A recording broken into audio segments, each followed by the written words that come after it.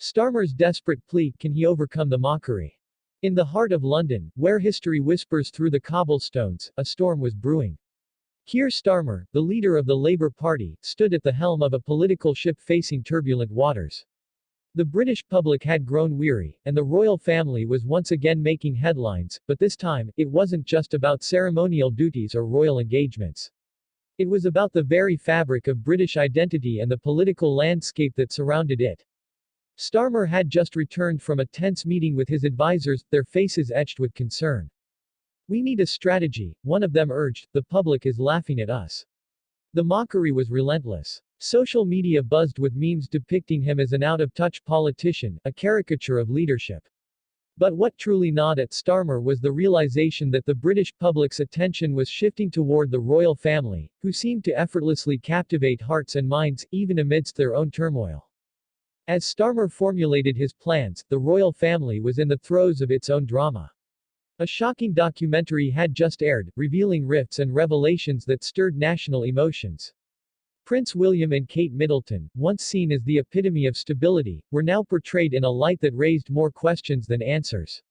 Rumors swirled about tensions within the palace, and the media frenzy was insatiable. "What if we leverage this?" one advisor suggested, eyes gleaming with the thrill of the chase. "We could present ourselves as a viable alternative to the monarchy's perceived failures."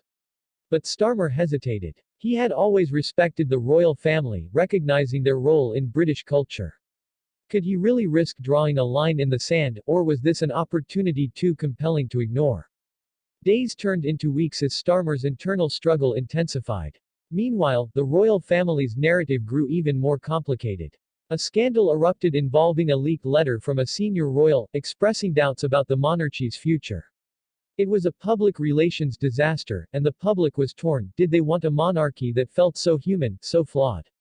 Starmer decided to take a leap. During a critical press conference, he made a bold statement: "In times of uncertainty, we must ask ourselves, what do we truly value? A monarchy that reflects us or a government that stands for all?" The room fell silent. Cameras flashed, and the nation held its breath. Had he crossed a line? Would the public rally behind him, or would they dismiss him as yet another politician trying to capitalize on royal misfortunes?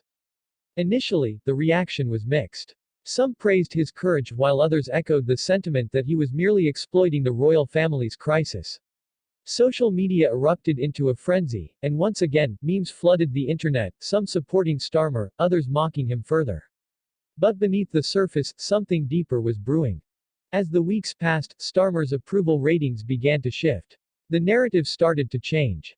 Conversations in pubs and cafes across the country leaned more toward the governance he proposed, juxtaposed against the royal family's uncertain future. Starmer saw a glimmer of hope, yet he knew he was walking a tightrope. Just as he began to feel the tide turning, another scandal hit the royal family, the sudden departure of a beloved royal aide, shrouded in mystery. The aide's exit sent shockwaves. Whispers of betrayal and secrets began to surface. Starmer seized the chance, calling for transparency and accountability, all while the royal family remained tight-lipped. "This is about more than just the monarchy," he declared passionately at a rally. "It's about the integrity of our leadership, whether in government or the palace." But just as Starmer's momentum built, another blow came. A leaked video surfaced, showing him in a less than flattering light from years past, raising questions about his own integrity. The media pounced, and suddenly, the narrative shifted back to mockery. Is he really the change we need? They questioned.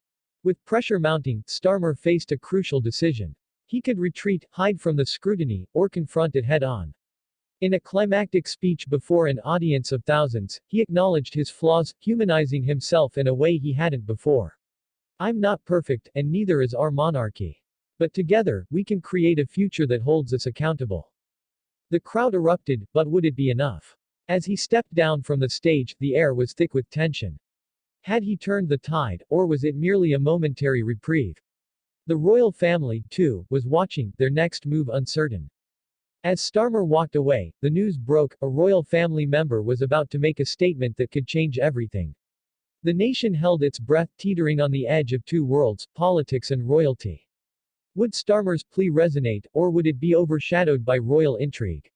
The screen fades to black, leaving viewers with a singular, burning question, in the battle for public affection, who will ultimately win, the politician or the monarchy? Stay tuned, as the saga continues.